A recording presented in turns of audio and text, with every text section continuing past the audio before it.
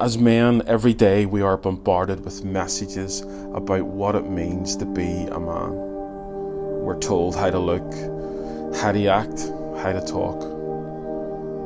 This comes at a time where we are facing a fatherless epidemic, the likes of which has never been seen before. The role of every father is to promote, provide and protect. Strip this away and chaos reigns. A Christian Vision for Men Ireland, we believe that there is only one place we should be looking.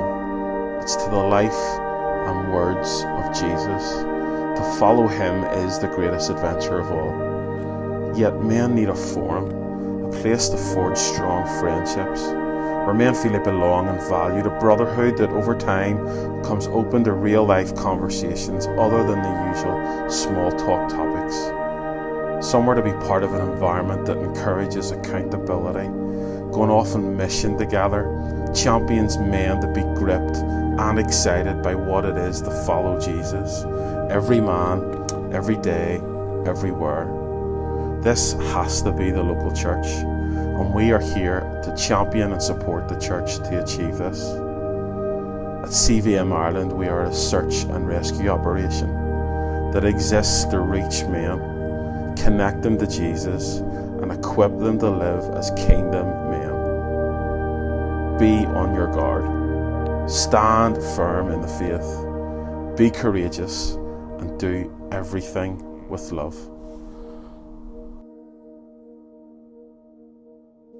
Good evening, everyone. Welcome along to our second week of our Audience of One series. We're delighted you can be here. Make sure you give us a wee comment there below, give us a like, let us know where you're calling, where you're watching from. Last week with Stuart St. John and Pete Hiskey, and with loads of people connecting in from around the world.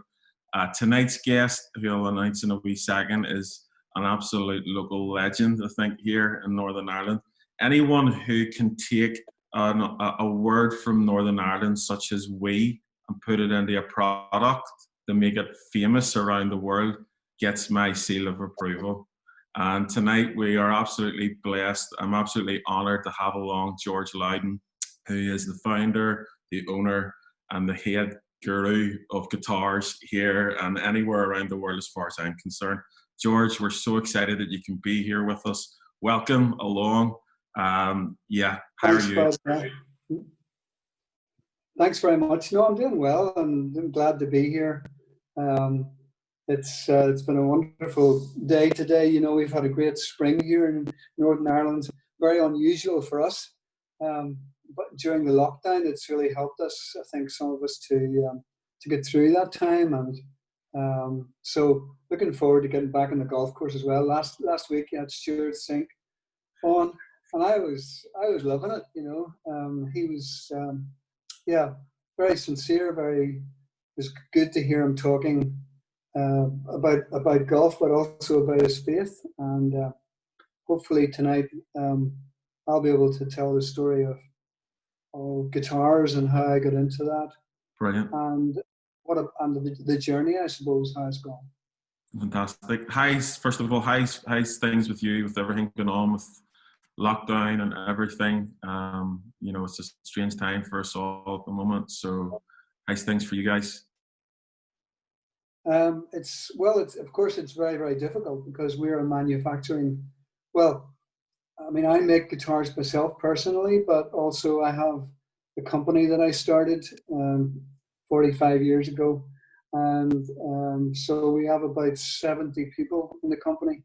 And of course, in lockdown, you know, where all the shops that sell our guitars are closed, or the vast majority of them are closed. That makes it a bit more difficult, you know, because obviously they're not going to be buying guitars if they can't open their doors. So it's a question of, you know, rearranging the workshops for social distancing, stopping production for, it's now been about 2.5 months. But we hope to start again gradually this week coming. Good. So take us back to introduce yourself as where you've came from, where you've grown up. You know, we know you're a County Down man at heart, you know, so tell us a bit about those early days of young George growing up. So I was brought up in a small town, relatively speaking, called Bangor. Not so small now, it has to be said. My parents were both school teachers. They were they brought me up pretty strict, I would say, but I don't look back on that and think, oh, that was terribly strict. It was awful. Not at all. I didn't like it at the time. That's true, but certainly they brought me up in a Christian way. And in my teenage years, I rejected that in a kind of passive way. You know, I didn't sort of verbalize the fact that I was rebelling against Christianity too much. I suppose in our home it wouldn't have gone down too well if I had. But the fact is that I wasn't a follower of Jesus at all back then. And but I became interested in music very much in my mid-teens. Interested in music, interested in sport, interested in girls, of course. And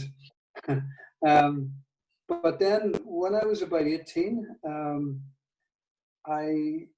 I guess my parents must have been praying for me or something, but I began to feel that the way that I was going with my life, I knew inside that it was my own way and that it wasn't God's way.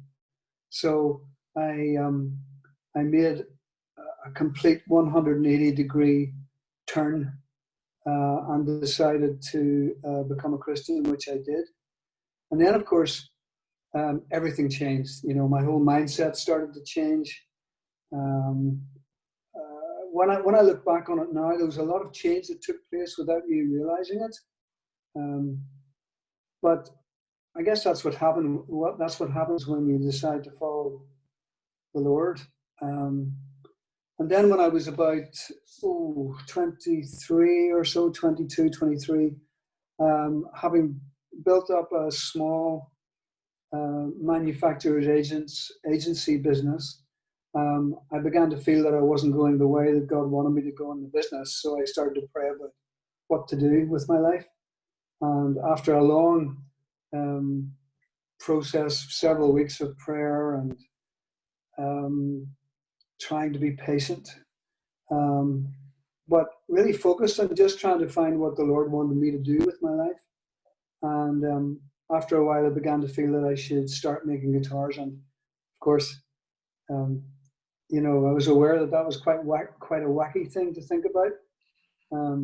So I prayed and asked the Lord to, if this really is you telling me to do this or leading me to do this, then I need you to confirm it to me, you know. So I devised a way of praying very specifically about it. And after about 24 hours, I was very, very, very sure in my mind that that was what the leading of God was. So here I am. Wow, that's amazing. Okay, allow me to push back a little bit on that, say with devil's advocate, so to speak. Yeah. What is it? How would you convey that feeling of believing that you heard from God? This is the way that you should go. You know, for maybe people watching this tonight or watching it back at a later date, how do you convey that in the best way that you can describe? I personally know how that feels, yes, because I wouldn't be doing what I'm doing now if I believe I hadn't heard, similar to you. But how would you say that was for you back in that moment? Well, I can tell you what it wasn't. It wasn't, you know, a big sort of ghostly voice coming into my ears as I was praying. You know, I don't believe, I mean, God could speak to us that way if he wanted to.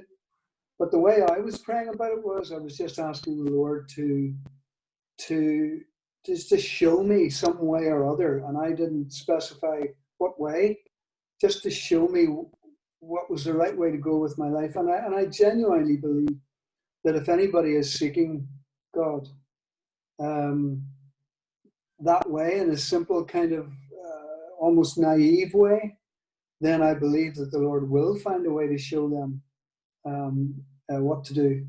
So it wasn't an audible voice. It was just a feeling inside that I asked the Lord to confirm.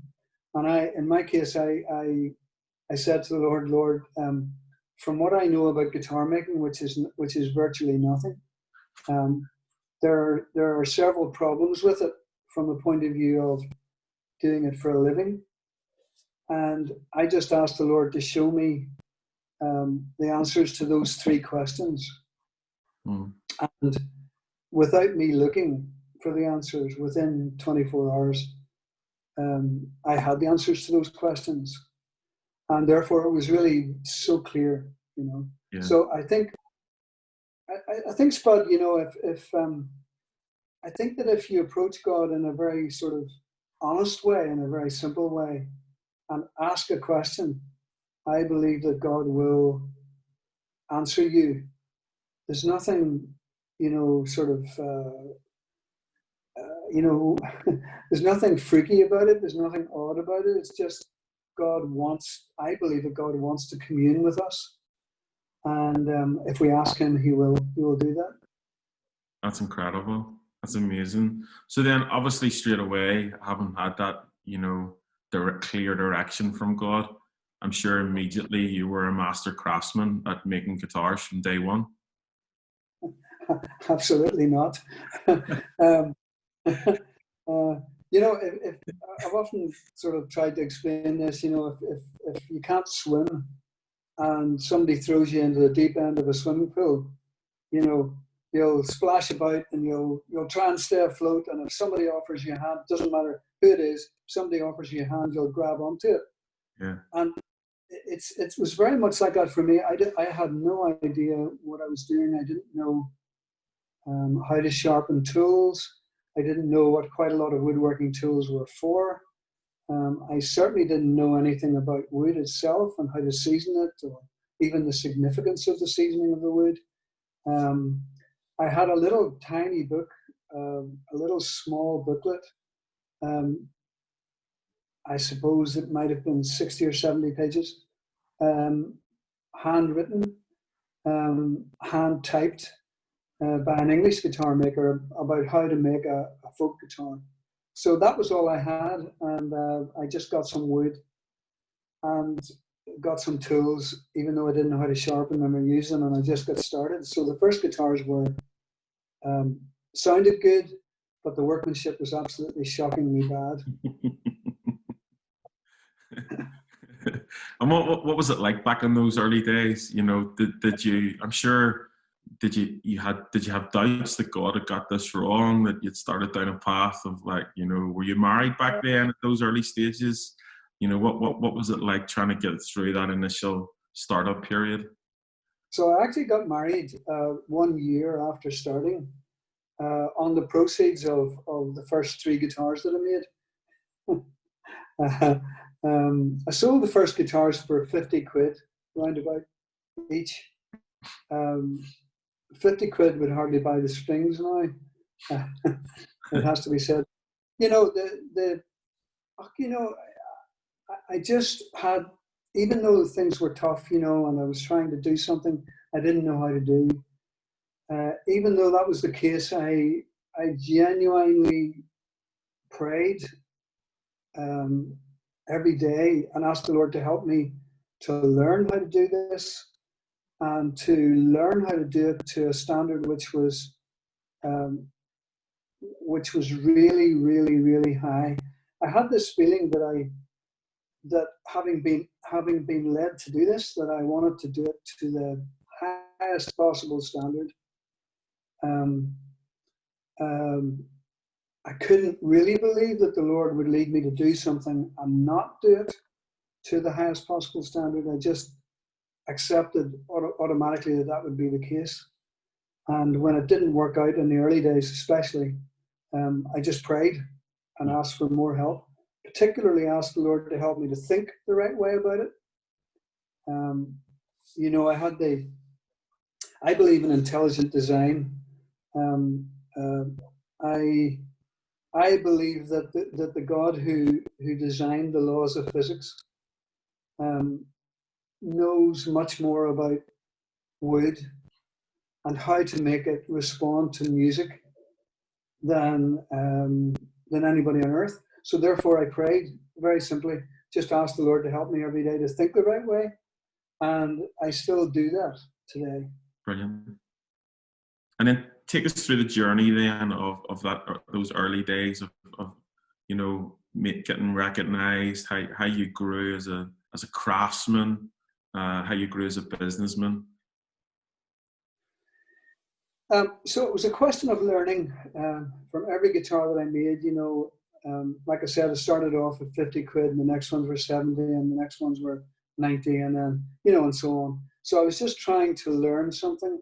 So I would get, you know, A2 paper out, and I would draw a shape on it, and I would have a look at it, and then I would use that shape to make a guitar, and then I would look at the three-dimensional object that I had made and realize the shape was a bit this way or a bit that way. It was a bit out of proportion or whatever. And then I would get the A2 paper out again and draw another shape. And then I would just keep developing it. And then, as well as that, I would be changing the way I made the inside of the guitar, and trying to make it sound better all the time. And so I would do something with the strutting inside, or with the thickness of the materials, and then I would play it afterwards and listen and talk to musicians and ask them to give me feedback as well. You know. Yeah. So it was a journey of trying to innovate, but starting from an extremely naive and ill-informed position. So every mistake known to man I made, and all I wanted to do was just learn from those mistakes, you know. And I believe that I did. The Lord really helped me to learn something from every guitar, to listen to what the guitar players said to me, and to try and incorporate what they were saying into the next guitar. And then, you know, before I knew it, the guitars were selling in Paris. That was the first big sort of break that I had. A friend of mine, Alistair Burke, unknown to me, took a guitar that I made for him. This would have been after about 3 years of guitar making, maybe 4 at the most. Unknown to me, he took my guitar to the best guitar shops in Paris, and all of a sudden I got a call from one of the shops, the best acoustic guitar shop in Paris, and they said they wanted 6 a month. Wow. Of these guitars. So I was immediately put in the position where I had to start a business as opposed to just making them on my own. Yeah. So that was a whole nother journey. I had to then start to learn how to become a businessman as well as a guitar maker, and I'm still doing that part, and I'm still learning how to make better guitars too.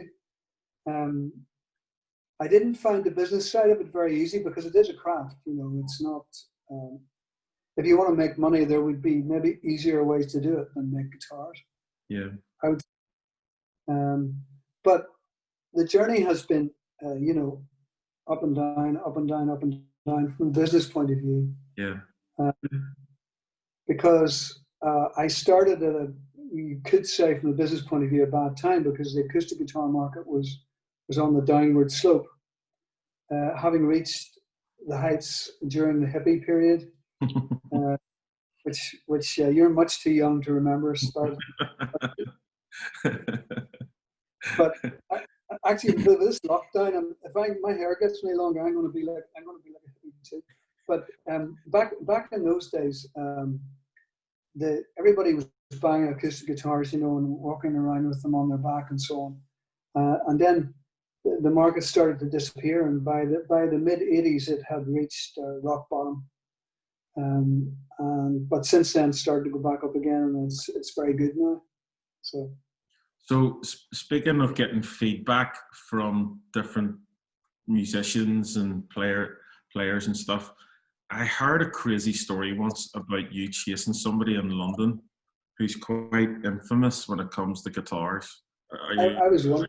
I thought you were going to ask me that. You're a bad man, Spud. yeah. This is kind of embarrassing in a way, because I never, back in those days in Northern Ireland, a lot of famous musicians never came here because of the Troubles. Yeah. And by 1987 or so, I was feeling that a bit. I wanted some famous people to see my guitars, and there's a lot of people buying my guitars, and that was great. So there was one player, and he's the only person I've ever done this, and that was my kind of guitar idol, Eric Clapton, who I was told where he lived, and I happened to be over in England during the Christmas New Year period, and I had some guitars with me, and I thought, gosh, I'm gonna go and see if I can speak to him. So I went looking for him. I had an address in Surrey there, and I went and I started to look for it. I couldn't find it, and it was, I believe it was about 6 o'clock on New Year's Eve. What a time to do it. And I was sitting in a very quiet country road in Surrey, looking at the map. And don't forget, at this time there was a lot of political trouble going on in Northern Ireland. And so this police car stops beside me, and I wind down the window, and the policeman said, "Are you lost?" And I said, "Yes, I am," in my Northern Ireland accent. And I said, "I'm looking for a place called Hurtwood Edge." And he said, "Oh, yeah." I said, "It's actually where Eric Clapton lives." And he said, "Oh, yeah. You just go down to the next roundabout, you take a right, and then you go to the next roundabout, you take a right again, and you go into Ewhurst Village, and then you take a left, and it's down behind the windmill pub." I was kind of taken aback that he would have, said that to me.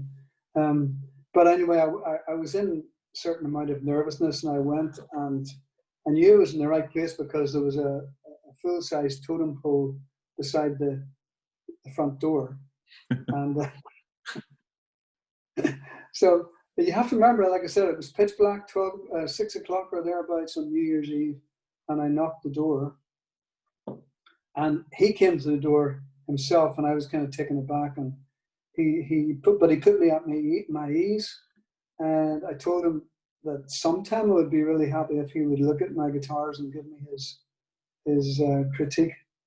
And he said he would, and that was fine. I didn't want to push it and say, "Would you like to look at one now?" Felt like a Betterware salesman or something. And so, but the next morning I realized that he'd never heard of me. So the next morning I went back and I gave him a brochure.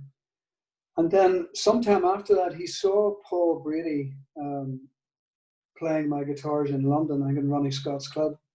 And he went backstage and played Paul's guitar and said he would like one. And Paul came to us, and so we made him one.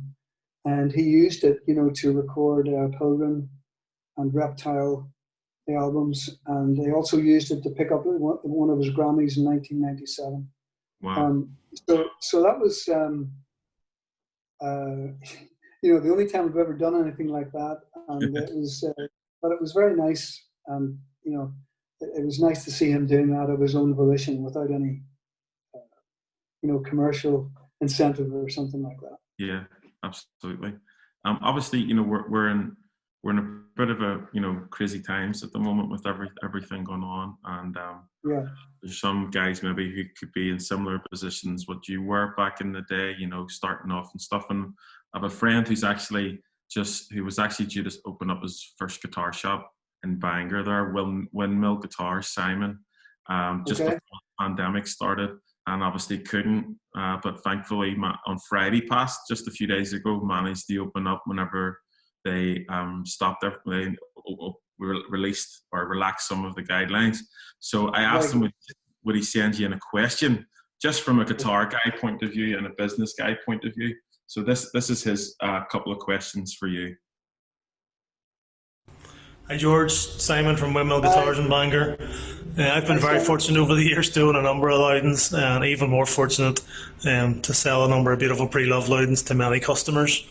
I have two questions for you. The first one is really, at what stage in your career did you feel you were producing a guitar which could compete with those big brands, or maybe it's slightly better known at the time? And secondly, faith in business can be a tricky conundrum. So in looking at the big business decisions you've had to make over the years, and maybe more recently, including the move to produce a sub-brand of guitars with Sheeran, how important has your faith been, and how have you used your faith to guide you in those decisions? Many thanks. Cheers. Okay. Yeah. Thanks for that. So the first question was when did I think that I had a guitar that was able to compete with the big brands, as you would call them, like Martin and so on. I think, rather than answer that directly, because I never really thought about it in those terms, but I would say that after 3.5 years to 4 years, I had arrived at the design which is now called the O series. Yeah. And the O series hasn't changed at all since those days. And it was the guitar that started my reputation. And so therefore I was very happy with that guitar. I still am. Of course, I've brought out new designs since then, but I suppose it's amazing to me looking back on it that after 3.5 or 4 years, there was a design like that was satisfying me and satisfying a lot of other people. And of course, I'm still trying to make all of my designs slightly better as I go on, because guitars are not perfect, and if there's a way to make them perfect, I'd like to find it. But the funny thing is, if you make them perfect, then they lose their mystery. So there's that side of it as well. Yeah. And then the second question was how I approach faith when it comes to business. And really, this is how I do it. I believe that being a Christian means that I should treat my customers and my suppliers and my employees the same way that I would like to be treated. So my suppliers, for example, who supply me with wonderful wood, I should, first of all, be thankful to them for going to that trouble. Secondly, I should pay my bills on time, if at all I possibly can. And with regard to my customers, the players, I should be listening to them. I should be thanking them for choosing our guitar. And if they've got any problems, I should be doing everything I can to solve those for them as my customers and as my employees.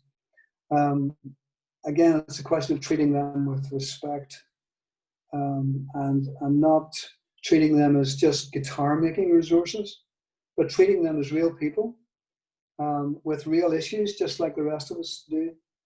So that's how I try to approach things. And it's not always easy, because sometimes in business you have to make difficult decisions. But if I keep those 3 principles as my guiding ones, then it becomes easier to make the decisions. Never ever make a business decision with a motivation of money, because it's not a good enough reason to make a decision. Yeah. Yeah, that's brilliant. Has there been a moment in your career where you've just been in a situation or in a room or at a venue or a gig or in a conversation with someone where you've just had that out of body experience of, is this my life?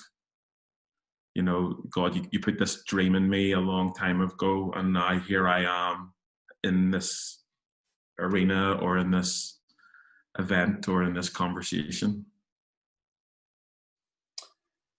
I actually think like that a lot of it. if I'm understanding you correctly, Spud, Yeah.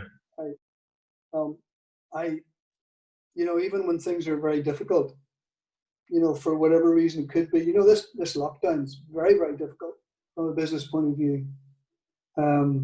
But even in this lockdown, you know, I have this strong sense that I'm doing, you know, what the Lord wants me to do.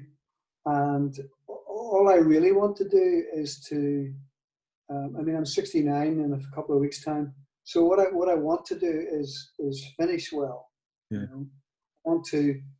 I want to make sure the business is very strong as I hand it on to the next generation in due course. I mean, I'm very blessed to have my whole family in the business. My wife, my eldest daughter, my eldest son, my middle son, Aaron, and my son-in-law. You know, it's fantastic to have my family in the business, and I can look forward to them taking it forward based on the same principles that I've tried to run it on. Yeah. So, you know, so that's gold. Yeah, absolutely. We've got a few people watching us at the moment from around the world, by the way. Oh, my good buddy, Caleb Voth is on from Oklahoma. Good to see you, Caleb, or good to have you, Caleb. We've got John Brown on from California. We've got one question from someone who says, who's the most famous musician to play any of your guitars? So well, first of all, let me say this, that whether a person is famous or not, I listen to what they say to me because it's so important. But and the most famous currently would be Ed Sheeran, of course. I have a very good relationship with Ed, and you know, he's a wonderful guy. You know, he's bought, I don't know, probably 30 or 40 or maybe more of my guitars, and then also I've gone into a collaboration with him to bring out a range of guitars which are more affordable for young people, called Sheeran by Lowden. And so he would be the most famous right now. In days gone by, the most famous would have been Eric Clapton, of course. Yeah. Well, the guy who asked that question thought that you would say Wes Grierson. Wes, I mean, Wes is great. Wes used to work for me, and yeah, but Wes is great as well. He's probably disappointed. So Wes, you owe us a wee thanks for CDM for that one. Obviously, you know, talk to me about your favorite compilations that you've done. You've done a lot of stuff, you know. I'm thinking of like the Bushmills Live, you know, making guitars from old whiskey barrels. It's just incredible, you know, to the project that you're currently running with Ed Sheeran. You know, I love that one. I seen it as I was doing some reading up. You know, the one that you've done about fathers and sons really captured me in particular, that legacy of passing it on from one generation to the next, and that's quite dear to what we're trying to do here at CVM. What would be your favorite kind of projects that you've worked on or are currently working on? Yeah. So the most difficult project has been the Sheeran by Lowden project, because you know, for years and years and years I've been making guitars, expensive guitars, but I've always wanted to be able to make a guitar that was much more affordable, but which had much of the character of my other guitars. And so that's been a very, very difficult, technically it's been very difficult. Training people and getting the whole production set up right has been a huge task, which has been occupying me for the last couple of years.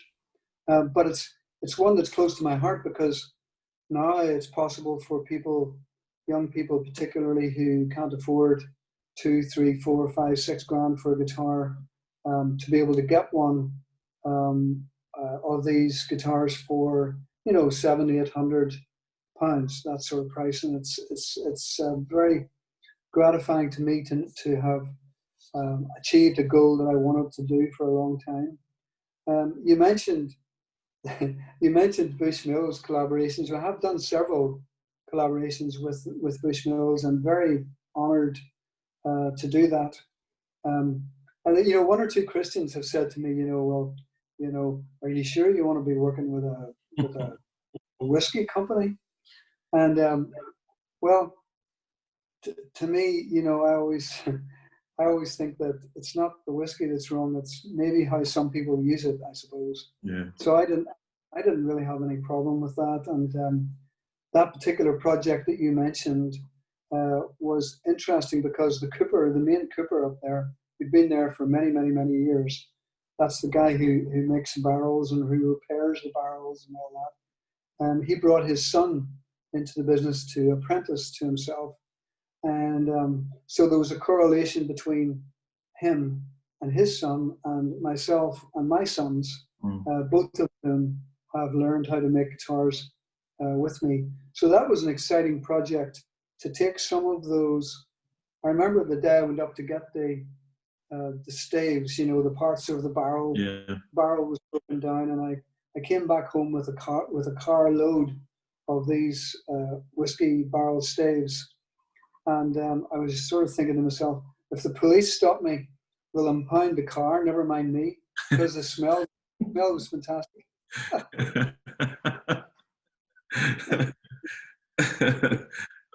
that was a great project. I mean, the guitars, the guitars that we made in collaboration with Bushmills were very special. You know, the different projects we did with them, and we may do more in the future. You know, they're a nice company to work with. Any other ones? You know, working on signature models is really important. You know, to try and get the guitar right for the player. Richard Thompson, for example, I had to, you know, I just had some ideas about the kind of guitar that he wanted, and I made the guitar, and it turned out that it did suit him very well. And you know, I've done that with other players as well. In fact, with regard to Ed Sheeran, you know, I had to completely redesign my wee Lowden for him for stage use, because he plays in very large arenas, as you know. You know, sometimes 80,000 people or so, and my guitars were just too sensitive for that. They're designed for studio. They're designed for small clubs. They're designed for sitting at home, and they really respond very easily. You know, if I've done the job right, you know, you just touch the guitar and it responds. But for stage use, you need something that's more disciplined than that.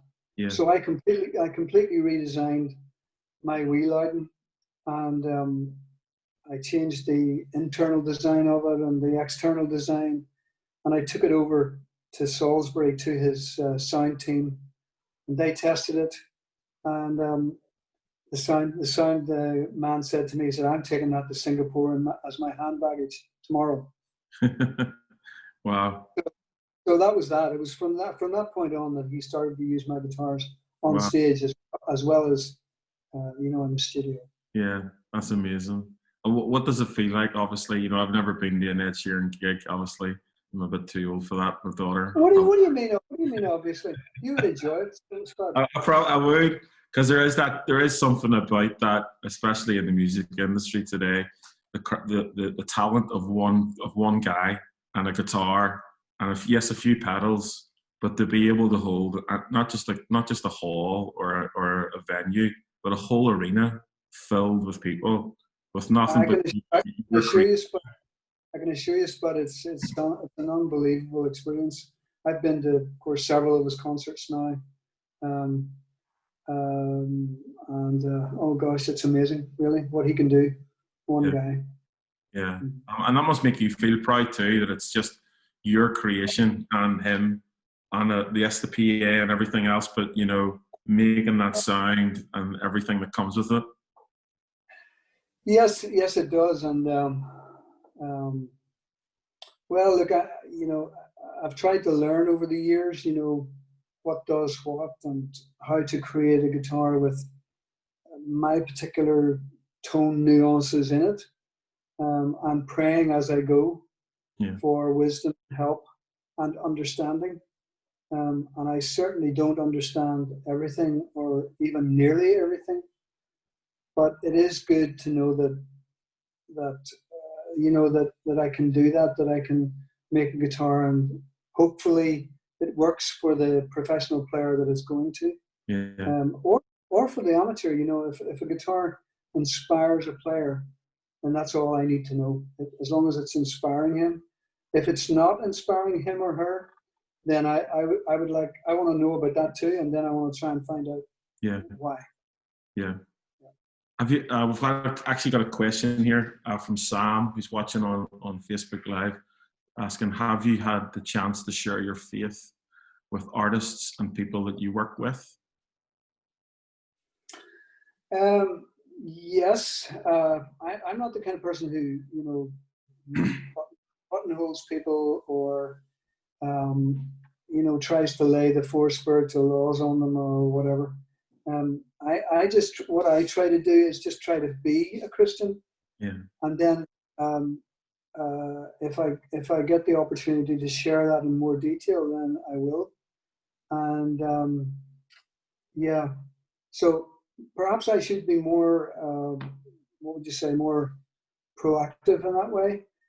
But like I said, there's so much humbug out there that I kind of feel I want to just live it. Yeah. Rather than talk about it too much.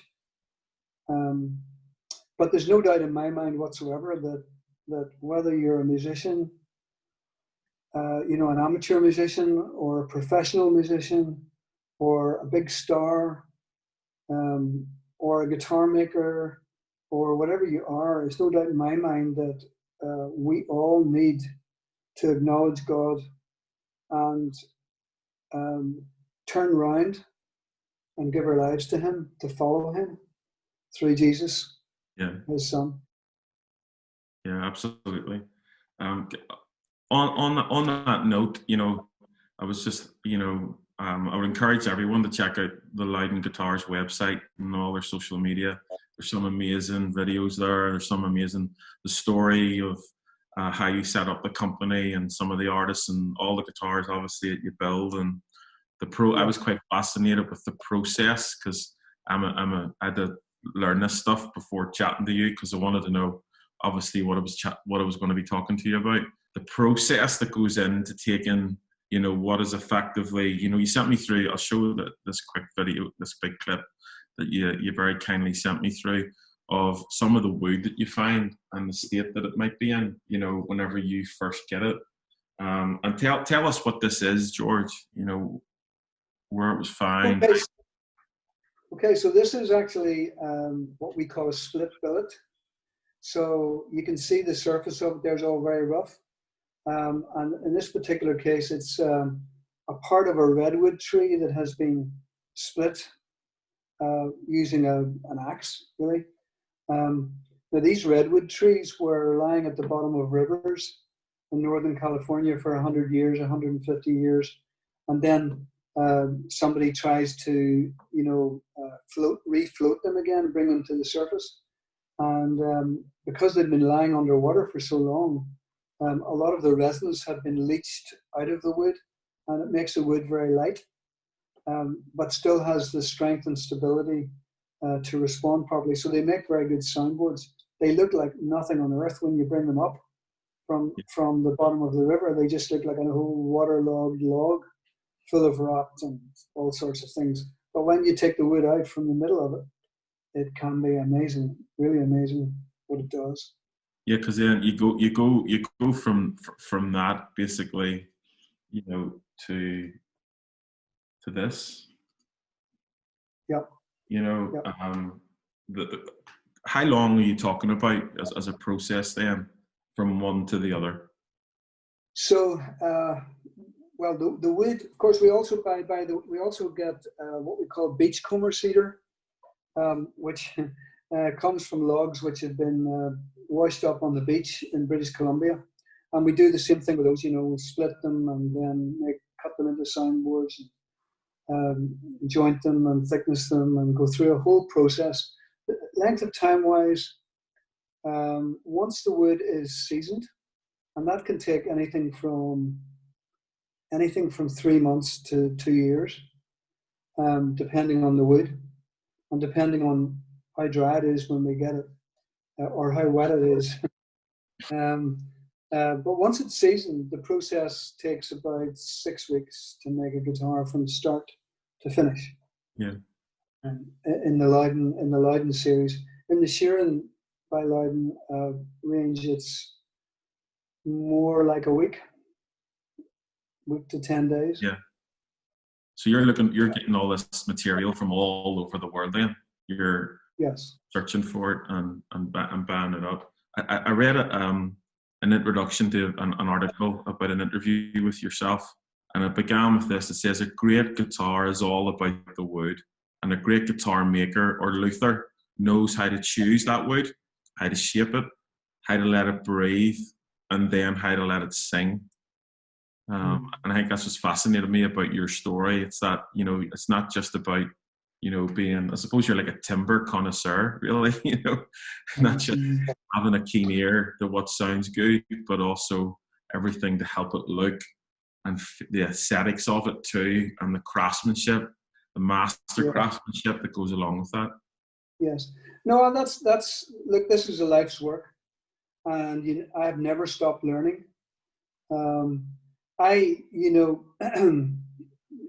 Anybody can take the pieces of wood and they can cut them to the size that roughly they're supposed to be, and they can glue them together and they can make a guitar. But actually learning how to make that sound really good, that means where you touch it and it just responds. Mm-hmm. But it's still able to do that 20 years later or 30 years later. It's an art, and it's something that I'm still learning, how to do better, I hope. There's an awful lot to it, Spud, even the way you make it is really important, Yeah. If you're making a piece of furniture, and if, you just cut the pieces of wood to size and you glue them or screw them together and you've got your table or your wardrobe or whatever. But if you have that approach when you're making a guitar, you're liable to make a guitar that sounds like a wardrobe. Quite seriously, you can't approach guitar making the same way as making a piece of furniture. You have to avoid stress. You have to make sure that everything comes together very easily. No pressure, no sort of excessive pressure involved anywhere, so that the whole instrument can breathe at the end of the day. And when the strings vibrated, that the wood vibrates with it and isn't all tight and tense. Violin makers know that. They know that if you take a very old violin from, say, the 1700s, and if you take it apart and then put it back together again, as long as you know what you're doing, just the act of taking it apart and putting it back together again releases a lot of the tensions that have built up in the instrument over the years, and it sounds better as a result. Mm. And it's the same thing with guitars. You've got to pay a lot of attention to the quality of the joints. I go to enormous trouble to make sure the quality of the joints is perfect. Yeah. So that the energy that's being created by the strings vibrating can be transferred through the various elements of the guitar itself, and respond properly. And if you do that, if you're too successful at that, it is possible to make a guitar that sounds fantastic when it's new, but then 5 years later it's lost its sparkle. Yeah. So you have to kind of discipline it a bit and dial back just a wee bit on it, so that in due course, 5-10 years, it's really, really come to its potential. Sure. Just one final question that we've just got in from Roy Skillen. Good to see have you, Roy, on. If someone was wanting to learn guitar for the first time, what would you recommend? Obviously a Sheeran by Lowden would be a good start. You know, Oh, you Roy. mean in terms of the guitar? Yes, yes. A Sharon by Lowden would be the ideal. You know, it's unfortunate that a lot of guitars that are out there in the kind of, let's say, £500 to £900 range, some of them won't be very easy to play, and that's a great pity. You know, so what I would advise is to go into a shop, play several guitars, and just buy the one that speaks to you the most. If it happens to be a Sheeran by Lowden, well, of course, so much the better. But you know, it has to. You know, a lot of people start to play guitar and then they give up after a month or two because it's too difficult. You know, their fingers are sore, and you know, and they, oh, you know, what am I going to do now? But so it's important to get a guitar that's easier to play. Yeah. Maybe even start off with a nylon string, which will make it a wee bit easier still. Very good. Another idea. Yeah. Well, we're coming to a close, George. Before I ask you your final question for your final words, hearing you talk about how you take that wood from pretty much the bottom of a river, you know, that's been forgotten about and pretty much buried in a river on beneath water for 100 years. The first thing that really captured me in here, and even hearing your story at the very beginning of your journey to faith, very similar to my journey to faith at a young age. The first thing that came into my head was the verse out of 2 Corinthians 5:17, where it just says, if anyone is in Christ, he's a new creation. You know, it's that the old is gone and the new is here. You know, being able to take that disused, forgotten about piece of material and putting it into the hands of a master craftsman and giving everything to him, then allows for him to turn it into an instrument of use and an instrument of incredible beauty and also incredible use for him. And I think for me, if anyone's watching tonight or even watching this back in days and weeks and years to come, that's what Jesus does for us when he paid the price that we can come to God the Father and be called the sons and the daughters of God, and be a completely new creation for him. I would encourage you to think about that, to maybe consider that. As soon as we finished here, there's going to be a link at the bottom of the Facebook page and on our social media for another Zoom call that we're going to open up for anyone who's got any questions about faith, trying to understand what it is we're trying to convey here, trying to understand the Christian faith in Jesus, the gospel. Where does it all fit in your life? If you want to know more, please come on, have a chat with us, grab a coffee, whatever it might be. And I'll be over there shortly to do that. And George, anything that you would want to close off with in saying tonight? Well, first of all, thank you for the opportunity, Spud, you know, to share my story. I would just have to say that I am, you know, that over the years, I am so totally aware of my own, you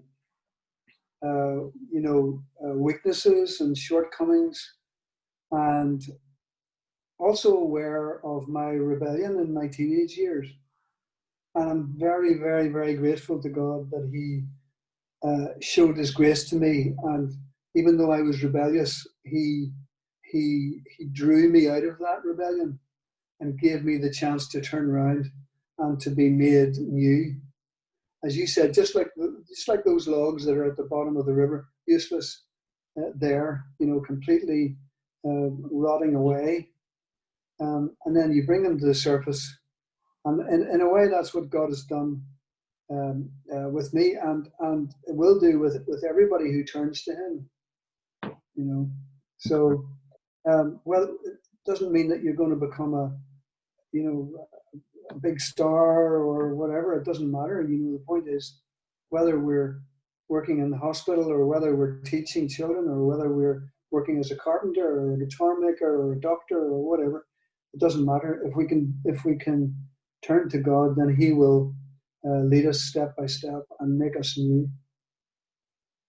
Incredible, George. George, we're just so honored and blessed that you could take your time and give it so freely to be here tonight. We're so grateful and cheering you on, and we want to see that happening for your new products, and may 45 years be the next 10, 20 years, however long God grants you, may it be may it eclipse everything that's happened so far. And we're just praying for amazing adventures for you and the whole Lowden family there, with everything that you're doing. No, thank you so much for being on.